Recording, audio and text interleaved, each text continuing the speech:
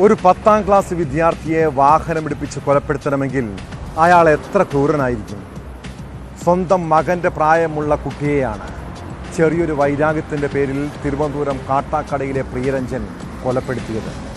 ആ ക്രൂരതയ്ക്ക് കോടതി കൊടുത്ത ശിക്ഷ ജീവപര്യന്തം തടവാണ്. ആദിശേഖർ എന്ന 15-കാരനെ കൊന്ന കേസിൽ പ്രതി 10 ലക്ഷം രൂപ പിഴയുമെടുക്കണമെന്ന് തിരുവനന്തപുരം 6ാം അഡീഷണൽ സെഷൻസ് കോടതി വിധിച്ചു. ക്ഷേത്രമതിലിൽ പ്രതി മൂത്രമൊഴിച്ചത് ചോദ്യം ചെയ്തതിൻ്റെ പ്രതികാരമായിരുന്നു കൊലപാതകം. വിധിയിൽ പൂർണ്ണ തൃപ്തിയില്ലെന്ന് ആദിശേഖറിൻ്റെ കുടുംബം പ്രതികരിച്ചു.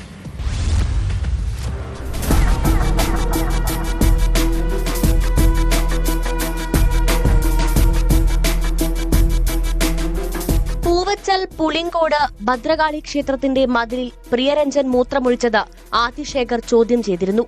ഇതിനുള്ള വൈരാഗ്യത്തിൽ 2023 ഓഗസ്റ്റ് 30-ന് ആദിശേഖറിനെ സുഹൃത്തുക്കൾക്ക് മുൻപിൽ വെച്ചാണ് പ്രിയരഞ്ജൻ കാറിടിപ്പിച്ചത്. ക്ഷേത്രത്തിന് സമീപത്തെ റോഡിൽ കാറുമായി കാത്തുനിന്നായിരുന്നു കൊലപാതകം. സൈക്കിളിൽ കയറാൻ ആദിശേഖർ ശ്രമിക്കുന്നതിനിടെ കാറിലെത്തി ഇടിച്ചു തെറിപ്പിച്ച ശേഷം നിർത്താതെ ഓടിച്ചു പോയി. അലക്ഷ്യമായി വാഹനം ഓടിച്ചതിനാണ് ആദ്യം കേസെടുത്തത്. കുട്ടിയുടെ ബന്ധുക്കൾ നൽകിയ മൊഴിയും CCTV ദൃശ്യങ്ങളുമാണ് ആസൂത്രിത കൊലപാതകമാണെന്ന് തിരിച്ചറിയാൻ കാരണമായത്. ഒരു ചെറിയ കുട്ടി, 14 വയസ്സായ ഒരു കുട്ടിയാണ്. അപ്പോൾ ഒരു ദുർബലനായ ഒരു കുട്ടിയോട് ഇത്രയും പക മനസ്സിൽ സൂക്ഷിക്കുക എന്ന് പറയുന്നത് വളരെ അപൂർവമായ ഒരു കാര്യമായിട്ടാണ് ഞാൻ വിശ്വസിക്കുന്നത്. ഏപ്രിൽ 19-ാം തീയതി ഇയാൾ കുട്ടി മൂത്രമൊഴിച്ചത് കുട്ടി ചോദ്യം ചെയ്തപ്പോൾ അന്ന് കുട്ടിയെ ഉപദ്രവിക്കാൻ ഓടിച്ചു. കുട്ടി അന്ന് അവരെന്നോട് പറഞ്ഞു, ഞാൻ ആ വിഷയം കളയുകയാണ് ചെയ്തത്. കുട്ടിയോട് അത്തരം കാര്യങ്ങളെ പ്രോത്സാഹിപ്പിച്ചില്ല, കാരണം മുതിർന്ന ആൾക്കാരാണ്, അങ്ങനെ പെരുമാറരുതെന്ന് പറഞ്ഞ് ഞാൻ കുട്ടിയെ ഉപദേശിക്കുകയാണ് ചെയ്തത്. അതിനുശേഷം മെയ് മാസം ആയപ്പോൾ ഒരു ഞായറാഴ്ച കുട്ടിയുടെ കൈ പിടിച്ച് പ്രതി തിരിക്കുകയുണ്ടായി. അന്ന് എൻ്റെ ഒരു കുഞ്ഞമ്മ ഇത് കണ്ടു. അപ്പോൾ കുഞ്ഞമ്മ കണ്ടപ്പോൾ കുട്ടിയെ കൈവിട്ടിട്ട് പോയി. അതിനും വീണ്ടും 3 മാസം കഴിഞ്ഞ് ഓഗസ്റ്റ് 30-ാം തീയതിയാണ് പ്രതി കുട്ടികൾ കളിച്ചുകൊണ്ടിരിക്കുന്നിടം കണ്ട് അരമണിക്കൂറോളം കാറ് ഒളിപ്പിച്ചിട്ട് കുട്ടികൾ റോഡിലേക്ക് കയറിയപ്പോൾ പെട്ടെന്ന് സ്റ്റാർട്ട് ചെയ്ത് ഇടിച്ച് കൊലപ്പെടുത്തി. അപകട മരണമെന്ന് കരുതുമായിരുന്ന കേസിൽ ഏറെ നിർണായകമായത് CCTV ദൃശ്യങ്ങളായിരുന്നു. ദൈവത്തിന്റെ കയ്യൊപ്പ് പോലെ ആസൂത്രിതമായ കൊലപാതകത്തിലേക്ക് വിരൽ ചൂണ്ടുന്ന ദൃശ്യങ്ങളായി അത് മാറി. CCTV ദൃശ്യങ്ങളാണ് അതിൽ ഏറ്റവും പ്രധാനപ്പെട്ടത്. 2 പ്രതി രക്ഷാപ്രവർത്തനം തടസ്സമായിട്ട് ആ പ്രതിയുടെ കാറ് റോഡിലിട്ടിരുന്നു. പലരും ആവശ്യപ്പെട്ടിട്ടും ആ കാറ് മാറ്റാൻ തയ്യാറായില്ല. 3 പ്രതി ആ കാറിൽ തന്നെ ആശുപത്രിയിൽ വന്ന് കുട്ടി മരണപ്പെട്ടു എന്ന് ഉറപ്പുവരുത്തി.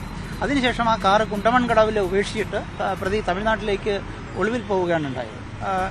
13ാമത്തെ ദിവസമാണ് യഥാർത്ഥത്തിൽ പ്രതിയെ പോലീസ് കണ്ടെത്തുന്നതും അറസ്റ്റ് ചെയ്യുന്നതും.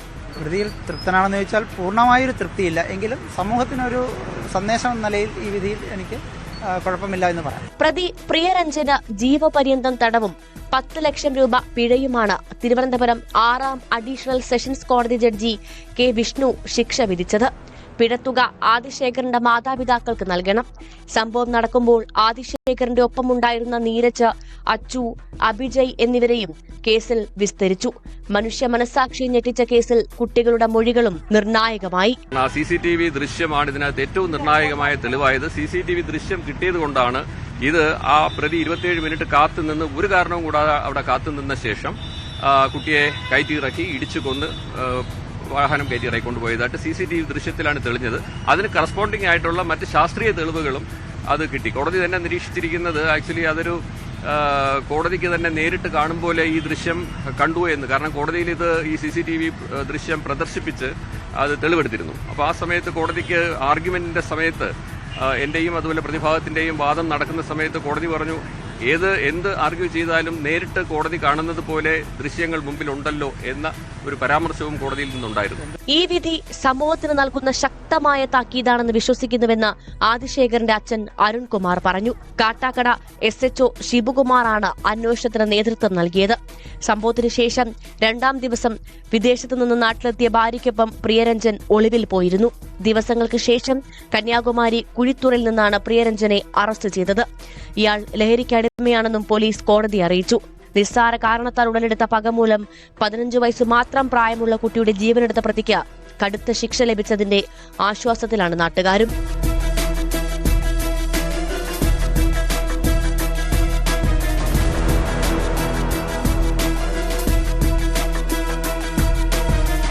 ന്യൂസ് 18 തിരുവനന്തപുരം.